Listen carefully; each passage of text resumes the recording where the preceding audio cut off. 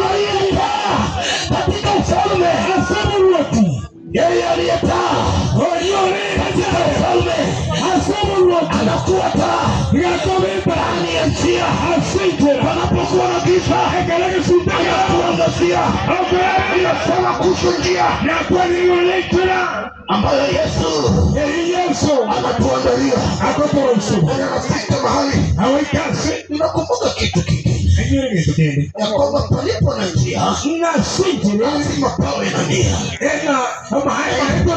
na ikiwa pana nia lazima kuwe na lengo,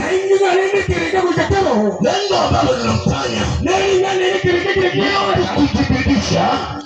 mtu kujibidisha, mtu kujiweka bidii ili kwamba ataweze kuendelea, ili atimishe malengo yake.